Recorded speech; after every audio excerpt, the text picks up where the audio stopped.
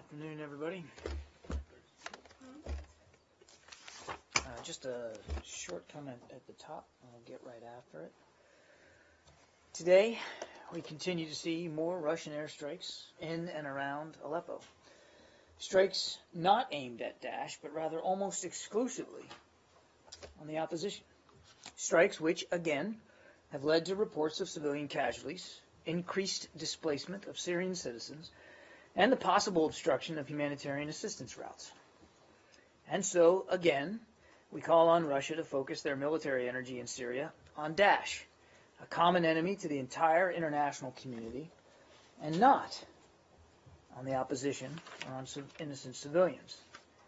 It's worth restating that UN Security Council Resolution 2254, for which the Russians voted, calls on the regime and all parties to cease bombings and other attacks on civilians. Not eventually, but immediately. Not soon, but now. It is difficult in the extreme to see how strikes against civilian targets contribute in any way to the peace process now being explored. Indeed, as you may have seen, UN Special Envoy Staffan de Mistura today paused the talks in Geneva, in part because of the difficulty of seeking political solutions while humanitarian aid is continually disrupted and innocent lives are taken.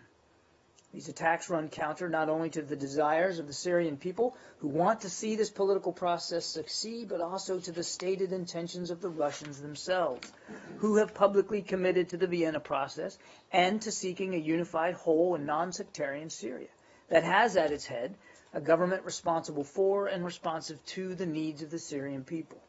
The Syrian people want an end to the violence and destruction that has plagued their country for 5 years. So do we. So does the international community.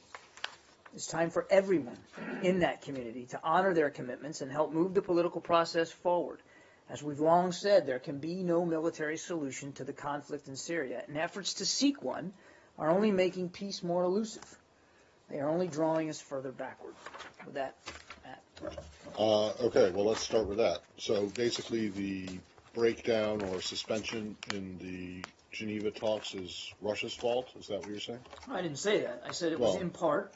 Go back to what I said, Matt. Yeah. I said in part because of the disruptions to humanitarian aid and the continual attacks on civilian targets. But I would let Mr. de Mistura speak for himself, and he made comments about this, that he did not call the suspension a failure. It was simply a pause.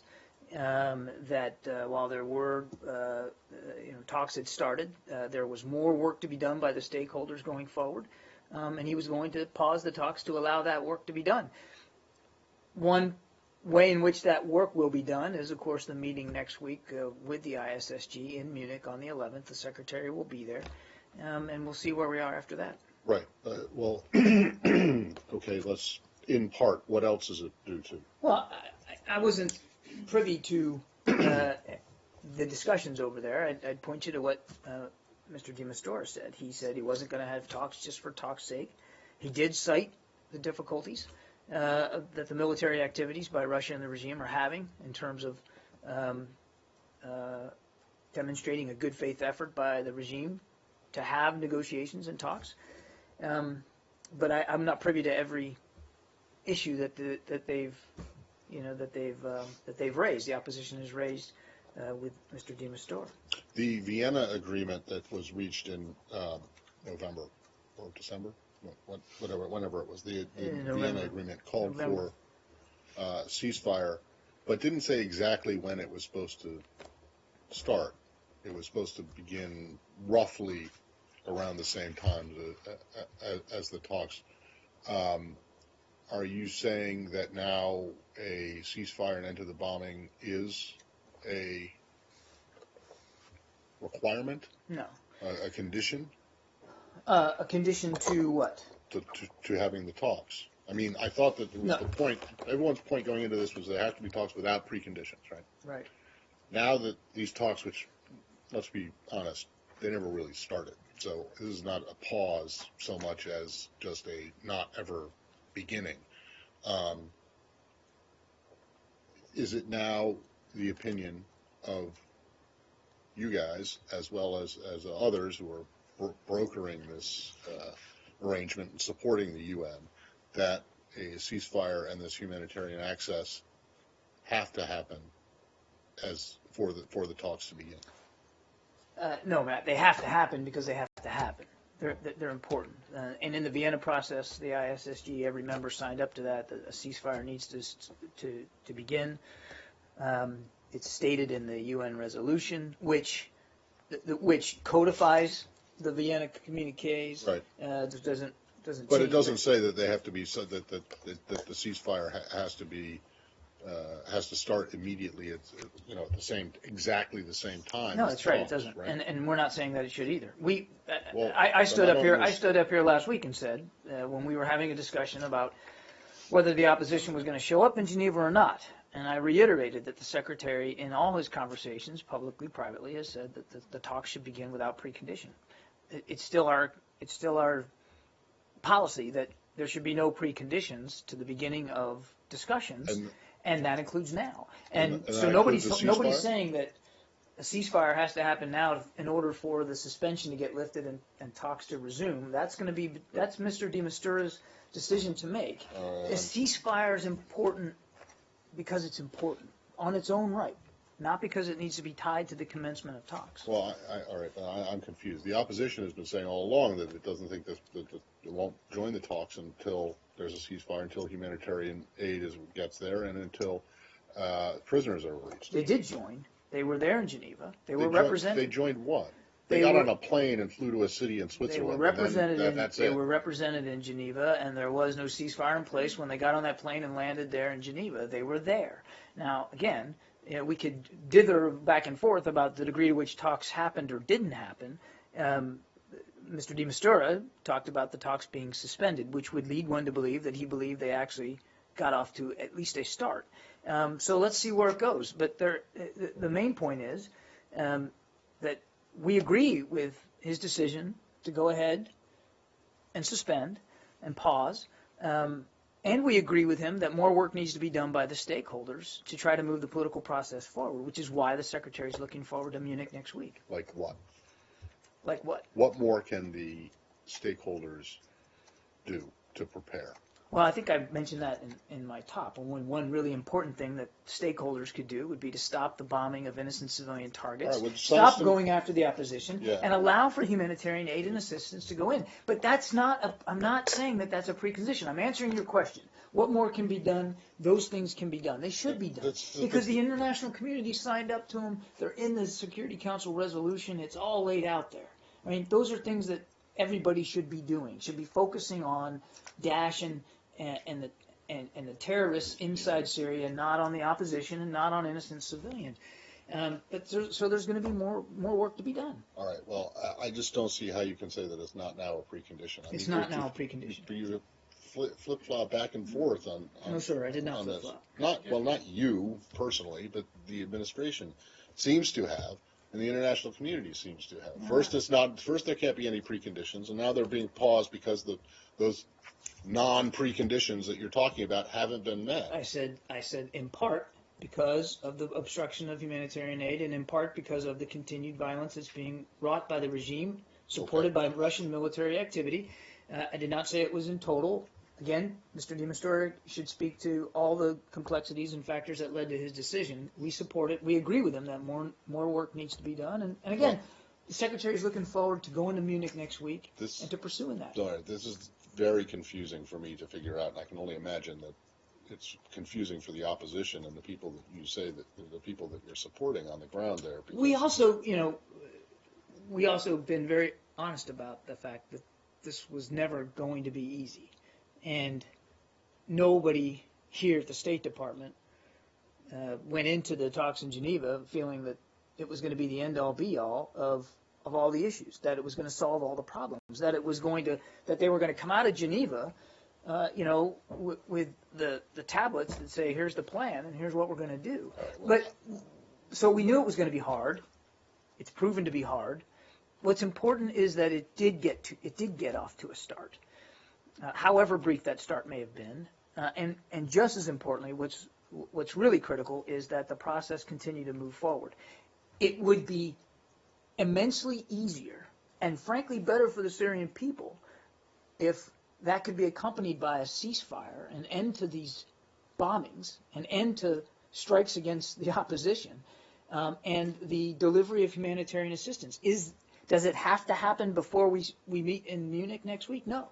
But it sure would be better for the Syrian people in the process if it could. Well, then why not make it a precondition? I don't get it. I mean, why not put your foot down and say, look, Russia, look, Assad, stop your bombing. We have said that. We have said that. I just spent 2 minutes at the outset saying that. But you're also saying at the same time that you're also sending a signal to the opposition that they don't have to do that for there to be talks for the talks to start again. We have believed, not just us, but other members of the ISSG and the UN believed that it was important to get the political discussions going and to not try to hamstring them with preconditions so that there could be a dialogue because we believe that should there be productive dialogue, it could lead to those outcomes as well. Why cut off that avenue to potentially getting to those outcomes? Yeah, but they're hamstrung. They've been worse than hamstrung.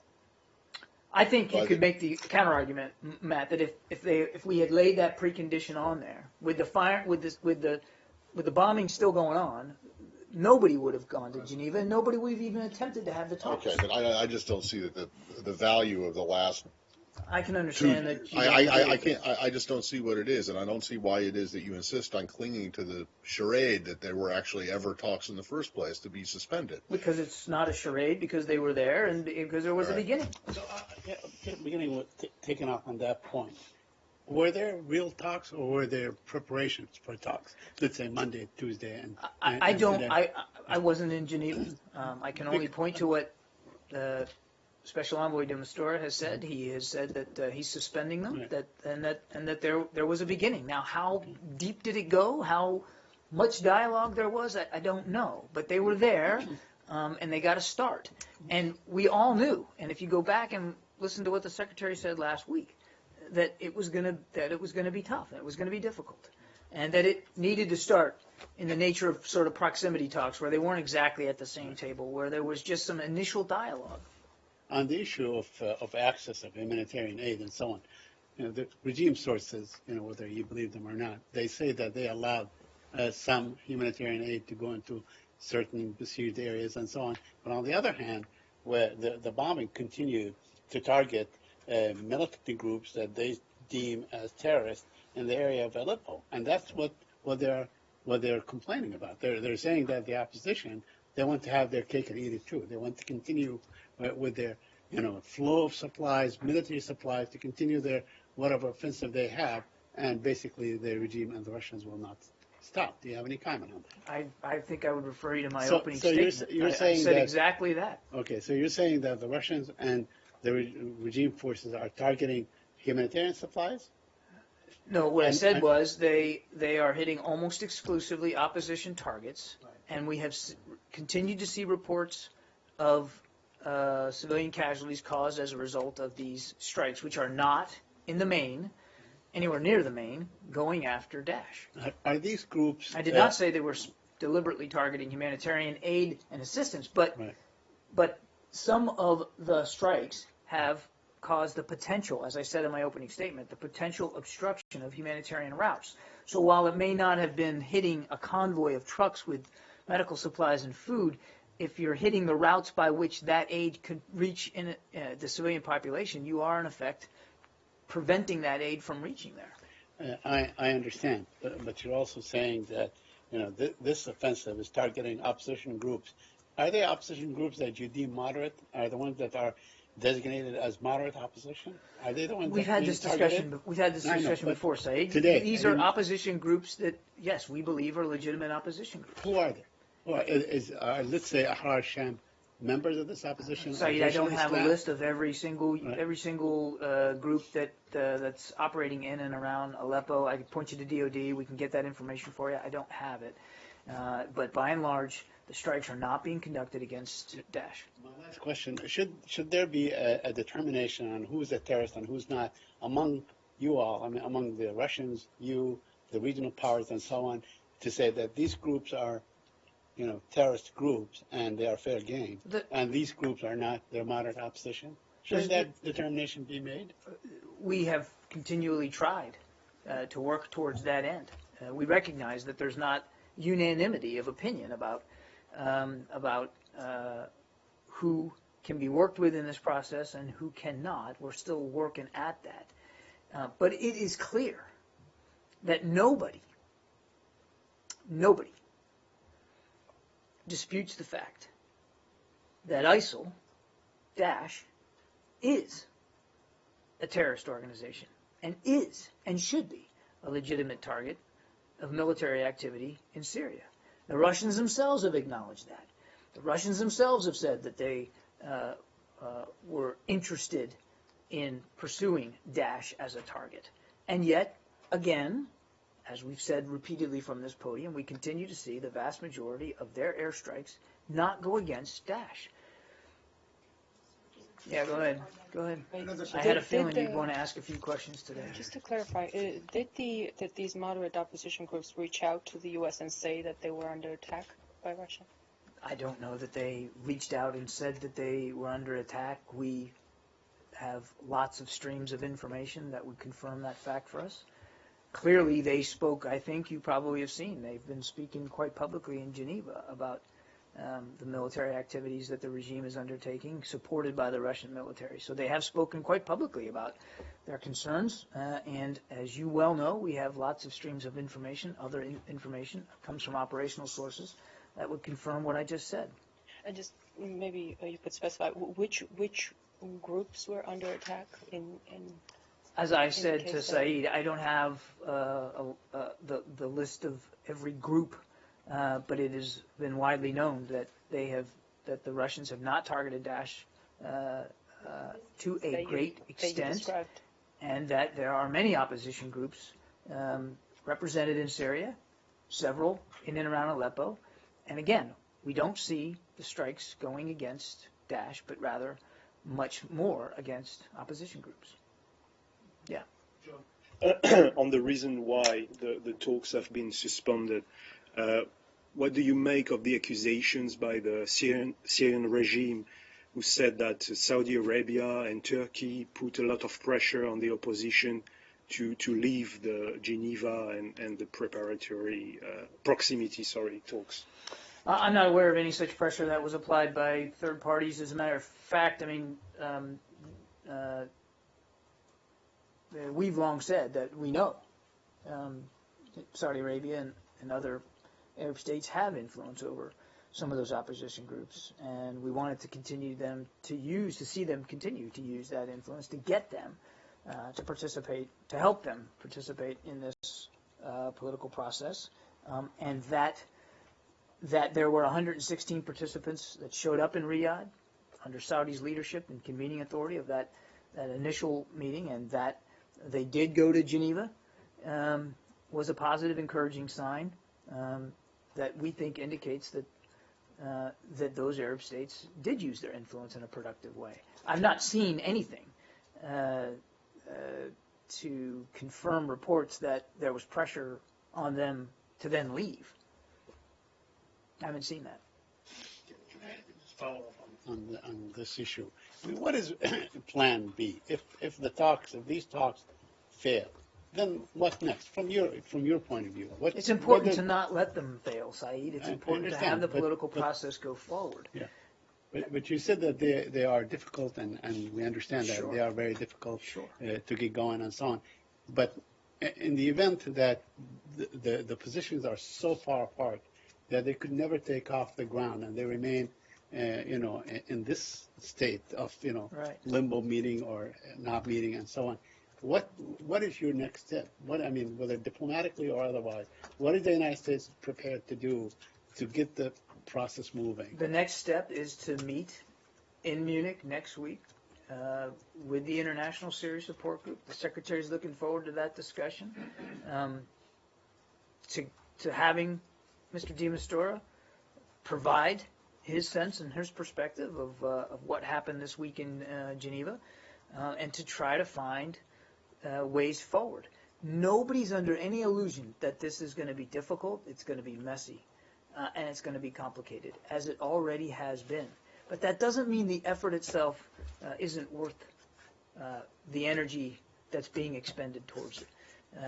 It is, because we continue to believe, as does the members of the International Syria Support Group, that there isn't and can't be a military solution to the conflict in Syria. And we want to see everybody who signed up to that idea live up to that idea. So you're asking me about Plan B. What I can tell you is everybody's focused, as they should be, on Plan A, which is to get the political process moving forward. Now, yes, it's continuing to prove difficult and challenging, as we expected it would. Again, all the more reason why we need to stay focused at it, and all the more reason why the Secretary is, continuing to have conversations with his counterparts inside the ISSG, and will very much look forward to having discussions in Geneva next week. Yeah, go on. Another subject? Sure. Well, Syria, just staying with Syria. Go ahead. Yeah, thank you. About 2 weeks ago, our correspondent in Syria reported that the Rumelia airfield in Syria's Hasaka province was under construction, was being expanded, and today we saw a report on CNN showing the construction and showing how the runway was being extended to accommodate larger planes. It's going to be for U.S. planes, isn't it? I would point you to the Department of Defense to speak to coalition military activities and preparations. I don't have anything for you on that. So we did actually reach out, and the Defense Department spokesman said that the U.S. has not taken control of any airfield in Syria. But then back in January, on January 20th, the Syrian Democratic Forces, the opposition group, said that the U.S. had taken control of the Rumelian airstrip. So it's a bit confusing. Well, why the confusing statements? I think I'd point you to DOD for that question. They're much better prepared to speak to that. I've said repeatedly from this podium that I'm not going to speak to tactical military issues or developments. Go ahead. Before my couple of questions on South Asia, let me first ask about Mr. Trump's remarks. Today, President also spoke about religious freedom in America. He said that attacking one religion is attacking all the religions, which is not acceptable under U.S. law or in the U.S. Or how much Mr. Trump's comments impacted as far as diplomacy is concerned? Any reaction from any country, especially Muslim country? Because when you talk to the Muslims, they are reacting, of course, that this is not America that ever they expected or can happen and will never happen. Well, as you know, Goyle, I'm not going to engage in debates or discussions about campaign rhetoric from this podium. We're not involved in the political campaign in the United States, and I'm not going to get involved in it now. What I have said, what Secretary Kerry has said, is that that one of the great strengths of the United States of America is our espousal, deep and abiding that it is, to freedom of religion, freedom of expression, and that one of the things that makes us the great country we are is that we are welcoming and open to all views and diversity, not just of the origins of people, but the things that they believe in. And you mentioned the president's speech today. I think that's a fine iteration of exactly those ideals, and we think it's important to continue to live up to those ideals. And as I also said, that regardless of who's saying it, again, I'm not going to get into debating rhetoric one way or the other, but public officials always should be mindful of the impact and the interpretations that their comments might leave with people. But who we are as Americans is open. Open to other ideas, open to the expression of faith. And again, I think the president iterated that quite well today. A question on Bangladesh? Can I just follow up on that? State Department is also involved in this building U.S. image overseas. Do you think that kind of rhetoric which is coming out from various individuals, organizations, is damaging or hurting U.S. image overseas? You'd have to talk to audiences overseas about their impression of the comments that are being made on the campaign trail. Again, I'm not going to get into... Ask about the campaign trail, but otherwise also, it's not from campaign, other sources, other organizations, I suspect that people around the world form their opinions about the United States through a variety of means and through a variety of ways. And I couldn't begin to tell you what's dominant in their thinking when they think about the United States. What we try to do here at the State Department is professionally and deliberately represent the foreign policies of this country and American values around the world. And we have literally thousands of people stationed all over the place that are doing just that. And they're not just doing it through rhetoric. They're doing it through real actions. Out there helping teach young kids how to read and write, or helping build hospitals, helping connect local economies to regional economies and global economies. There's a lot of great, what we call public diplomacy going on out there that doesn't get the attention that it deserves. And all that represents the United States very, very well. And all that, we hope, is what is helping shape opinions of people globally about America's commitment to them and to security and stability around the world. As to what commentary and analysis and opinion here that's expressed in the United States, what effect that has on them, I couldn't begin. I couldn't begin to guess. But what we do here is try to make sure that not only what we say but what we do reinforces all the things that American foreign policy represents. But do you think like attack on a Sikh Gurdwara or Sikh Americans is giving a wrong impression overseas globally? An attack on who? On a Sikh Gurdwara. Sikhs. Yeah, on the Sikhs, minority community. Indian Sikhs, sometimes who are being considered similar to the Muslims. President mentioned in his speech today. Attacks here in the United States? Yes. Is sending a wrong message or sending a wrong image about U.S. overseas. Certainly. I mean, attacks on anybody in the United States, whether they're verbal attacks or physical attacks, by virtue or due to a faith that they proclaim, is abhorrent. And not in keeping at all with American values or who we are as a country. It would, obviously we wouldn't want people to take away from that a wrong impression about who we are as Americans, because it doesn't represent American values any more than the abhorrent activity of groups like Daesh represents the peaceful faith of Islam. On this issue, there was a report today, I think in the Christian Science Monitor, about how the Office to Counter Extremism in the State Department has tripled its staff and, tripled its budget and so on, basically to do exactly what you're doing, to get that message across and to counter the terrible ideology of ISIS, Daesh. So can you elaborate on this? I mean, what does the office do? How expanded it has become, and so on. The Global Engagement Center, as it is now known, is going through some structural organizational changes to increase our ability as a government to deal with the messaging component specifically of groups like Daesh and other violent extremists. We've been very candid about the fact that we know that this is one of the lines of effort that we haven't made as much progress on as we know we need to. The military line of effort has been very effective against Daesh in Iraq and in Syria.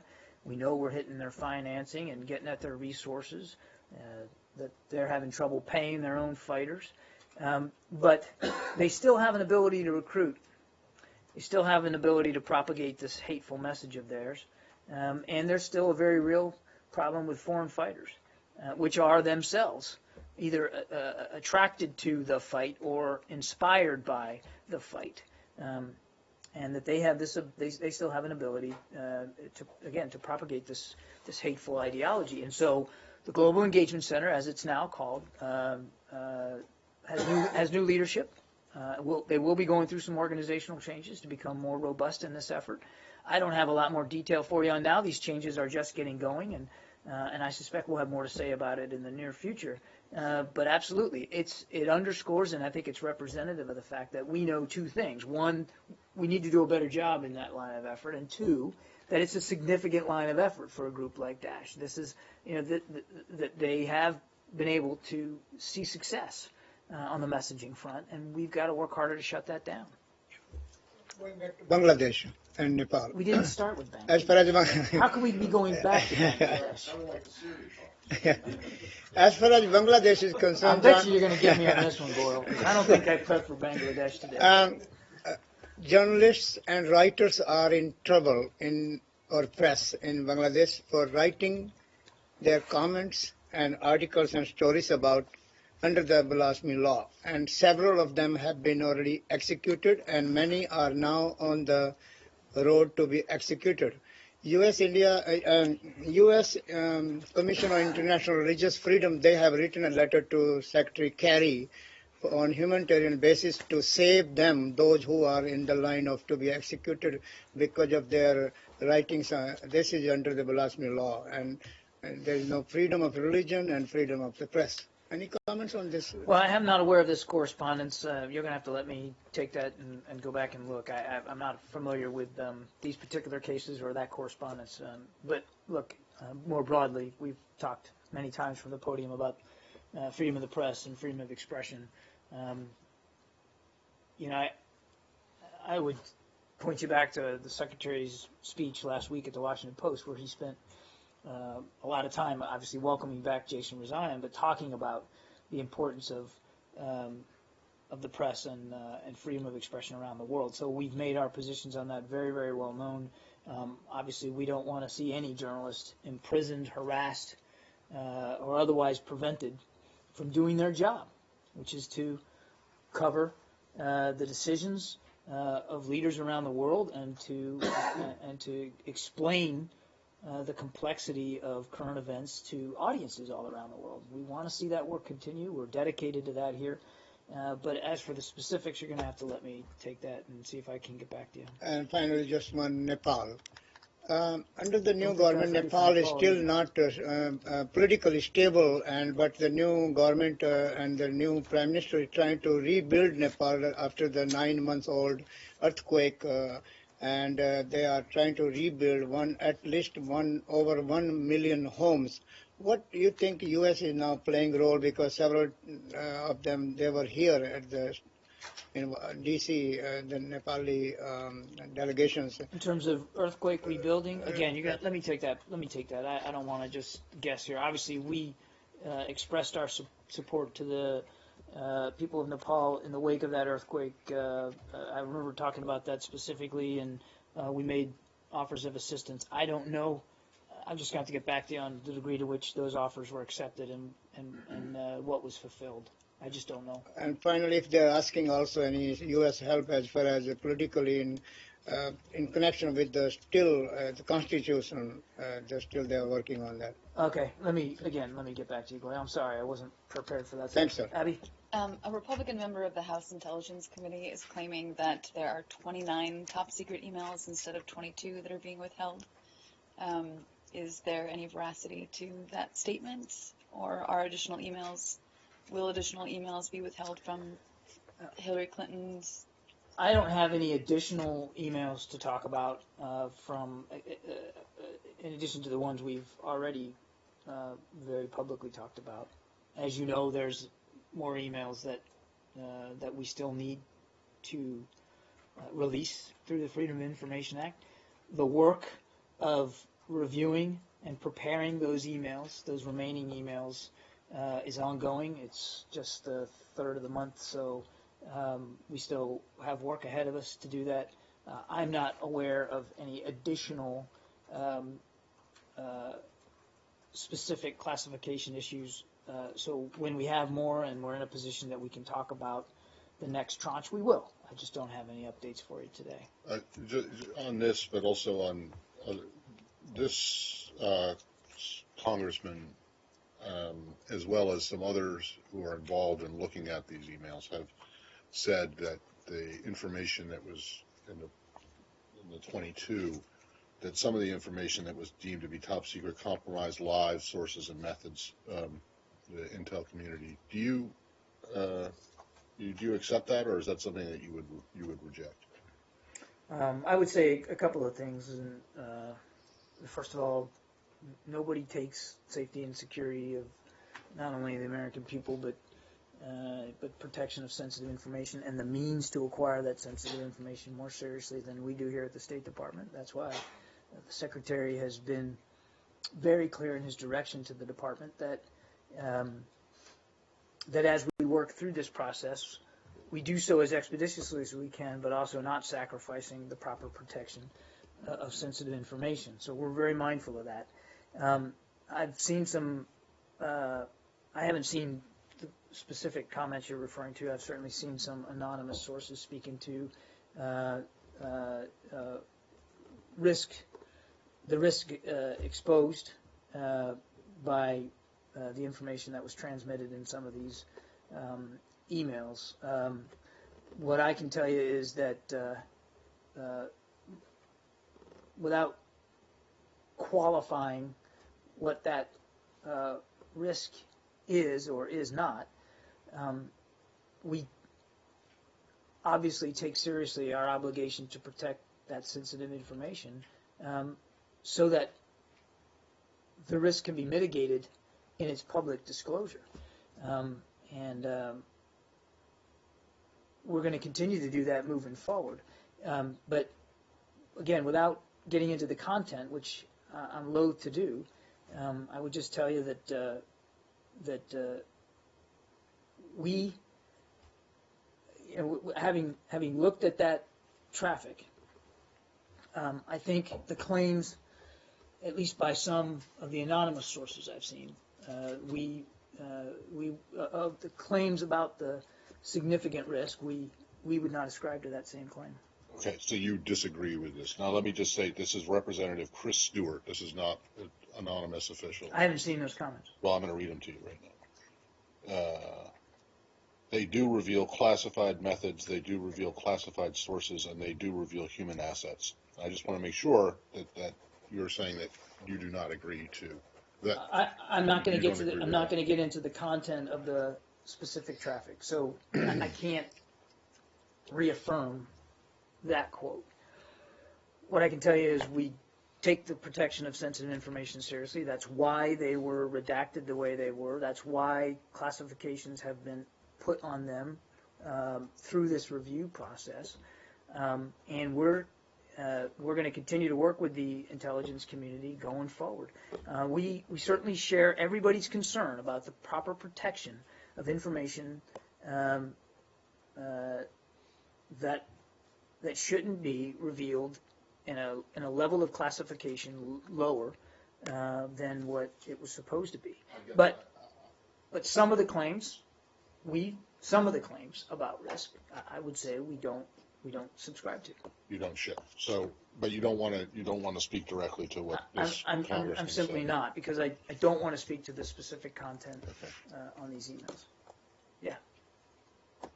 Can I switch topic? A couple of different issues. First on Ukraine, do you have anything on the resignation of the Minister of Economic Development? Because he was seen as a figure that implements real reforms, and ambassadors from 9 countries, including the American ambassador, has expressed disappointment.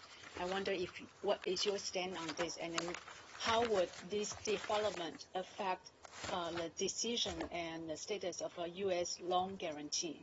Thanks. Well, we have seen the reports of his resignation, and I think it's important to note that he delivered real reform results for Ukraine. He and his team made strides implementing tough but necessary economic reforms to help stabilize Ukraine's economy, root out corruption, and help bring Ukraine into compliance with its IMF program obligations, as well as promoting more openness and transparency. So, so we note that with this resignation, that we hope that those efforts will be able to continue, because he did make a difference in Ukraine on many fronts. Ukraine's stable, secure, and prosperous future is going to require the sustained efforts of a broad and inclusive team going forward of dedicated professionals like him, who put the Ukrainian people's interests above their own. We believe it's important that Ukraine's leaders set aside their differences put the vested interests that have hindered the country's progress for decades, put that all in the past, and press forward on these same vital reforms. And in doing that, they will continue to find a friend in the United States of America. One of the reasons he said for his recognition is a pressure from president's office. How would this affect the status or the decision from the U.S. government to loan guarantee to Ukraine? I don't have any specific, I wouldn't speculate right now on any specific impacts that this would have. Again, he was a leader. He was one of those leaders who put Ukraine's interests above any personal interests of his own. He did implement some important reforms. We want to see those reforms continue, but I wouldn't speculate about hypotheticals going forward with respect to decisions that we haven't even discussed making. Okay. And then could I please ask another question on the Philippines? The U.S. ambassador to Philippines, he's saying that he will not discard the possibility of a joint military patrolling with the U.S. military in the South China Sea. I wonder if you could confirm the I would point you to his comments. I read them. I didn't take them quite the same way you did. I think he didn't rule anything in or out. He didn't speculate. In fact, he said he wasn't going to speculate about future potential military operations with the Philippines and their naval forces. What he did say was, as I've said, the United States military has the right to operate in international airspace and maritime space in accordance with international law, and we're going to continue to do that.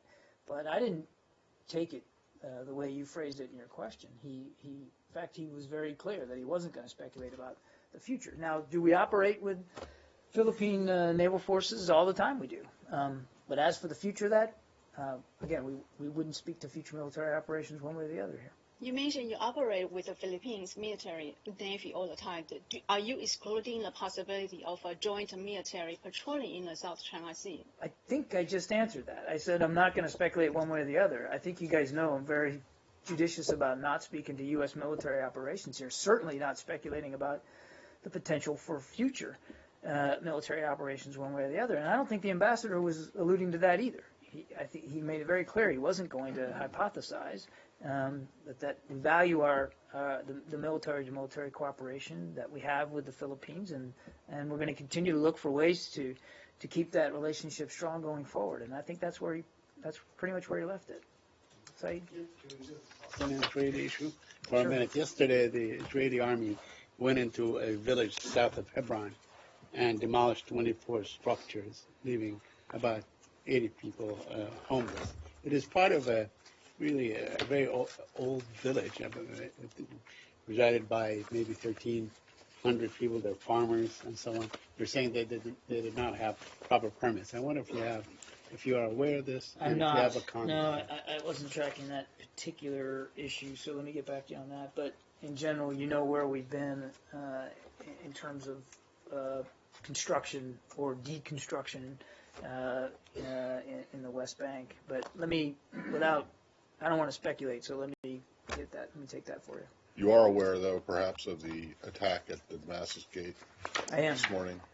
So I'm presuming that you're going to condemn it, as you do with all these attacks, but it leads me to what is becoming the perennial question, even though it's less than a year old, but it's many months old. This is in the old city. What happened to the cameras that were supposed to go up? I don't have an update for you, Matt.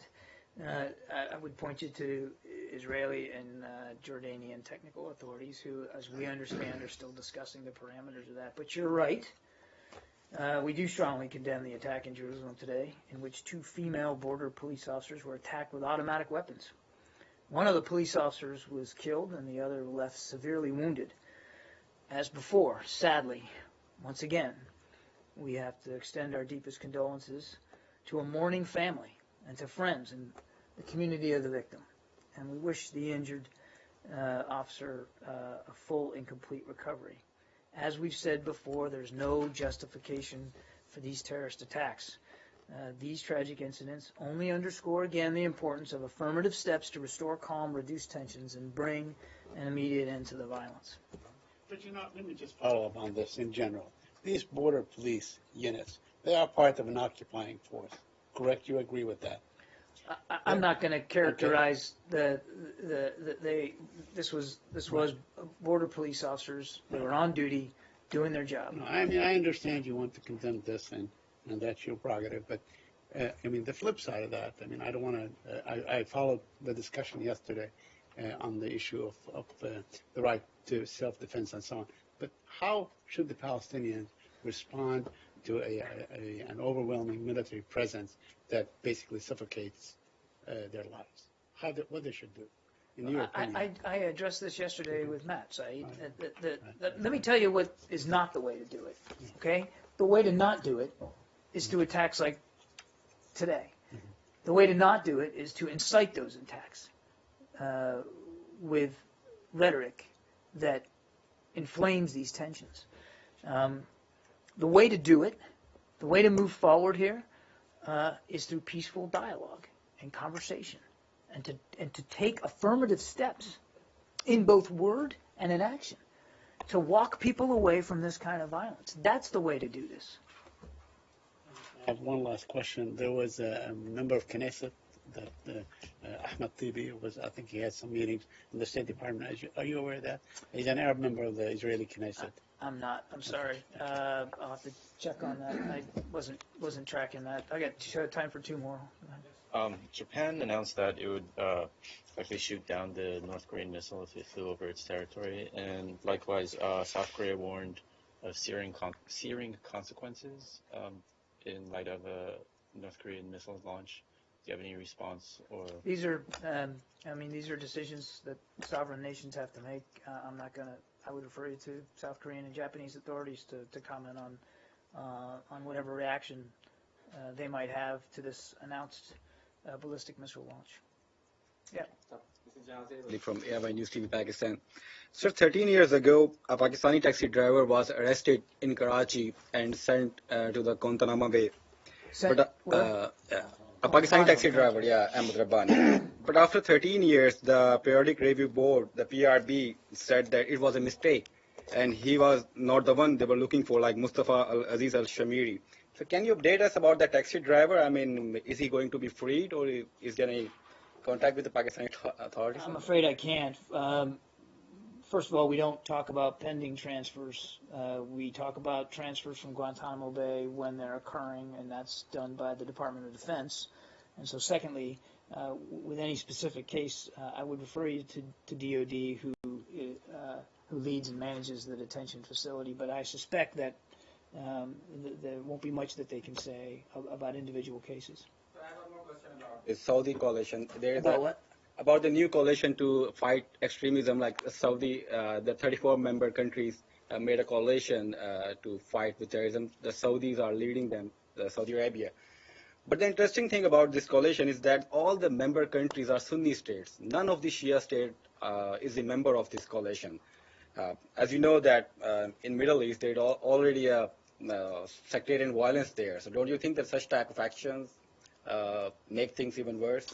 Well, first, as I said at the time, the Saudi government is the right place to go for discussion, and your question about their efforts internal to the region to form a coalition of nations to fight counter-extremism. As we said at the time, also, we welcome all international efforts to go after violent extremism. But ultimately, this is for the Saudis to speak to. And again, we said, we would certainly not pass judgment until more information came to light, or there was more on this. And I don't have anything additional to say with respect to that. Secondarily to that, in a related way, when the tensions erupted over the mass executions in Saudi Arabia, we were very quick to say that we thought it was important for Saudi Arabia and Iran to work through dialogue to resolve the tensions peacefully, diplomatically, that that we thought it was important to keep diplomatic relations actually in place rather than tear them down, so that there wouldn't be a larger sectarian issue ripped open in an already tense region. I mean, but we haven't seen any intervention about. I mean, the Saudis are they're bombarding on the Yemeni civilians. I mean, they're killing the civilians in Yemen. But we have. Don't you think the U.S. should intervene in this matter? I mean, there's a lot of civilians killed on a daily basis. You're jumping all over the place. Exactly what matter do you want us to intervene in? I mean, do you condemn the Saudis' bombardment on the Yemenis? I've dealt with this as well. I mean, we've long made clear our concerns about the reports of civilian casualties and damage to civilian infrastructure as a result of the coalition campaign in Yemen. And as I said earlier, in respect to some recent reports, the Saudis have launched an investigation of their own. They've said themselves it's going to be an independent investigation into these allegations of civilian casualties and collateral damage. We look forward to seeing them pursue that investigation and look forward to seeing the results of it. As we've said throughout the conflict in Yemen, all parties have an obligation to abide by international law and to do everything they can to limit an impact on innocent civilians who are caught up in this deadly conflict. Hey, John. Yeah. I'll just take this last one. One of the Secretary's priorities for this year has been getting stalled nominations, stalled nominees through confirmation in the Senate. Over the course of the last 90 minutes or so, Senator Shaheen and I think maybe some others have tried to get unanimous consent on at least 4 nominations. The ambassador nominees to Sweden, to Norway, Tom Shannon's nomination as Undersecretary, and the legal advisor secretary.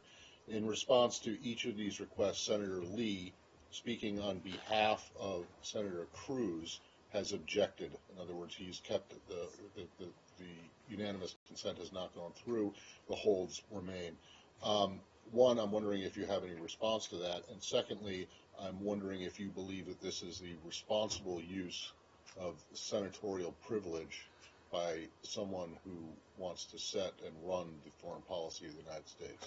I appreciate where you'd like me to go on that last one. I'm not going to again cast us into the middle of an active campaign season here. That said, and I can only point you back to what the Secretary himself said when he came to this podium a few weeks ago.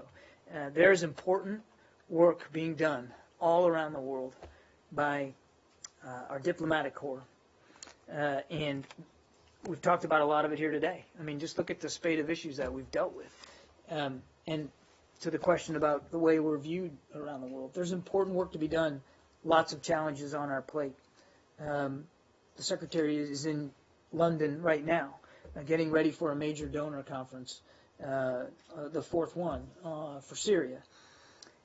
And it hampers our ability, as he said himself, to do that good work, to represent American values around the world, and to further our foreign policy objectives when we can't get key positions filled.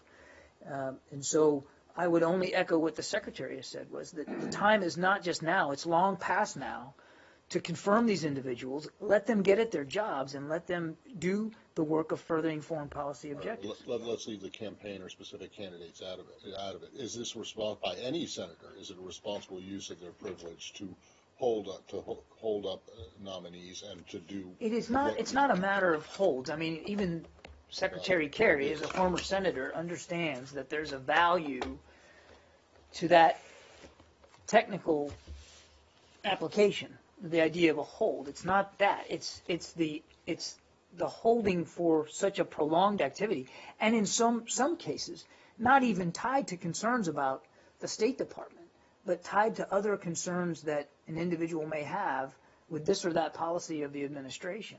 And that, I think, again, the Secretary has spoken to very clearly, that isn't helpful, that isn't constructive, and that isn't a wise use of that tactic to hold up positions for that long, for no reason tied necessarily to that individual's fitness for the job with the foreign policy objectives of the United States State Department. Thank you. Thanks, everybody.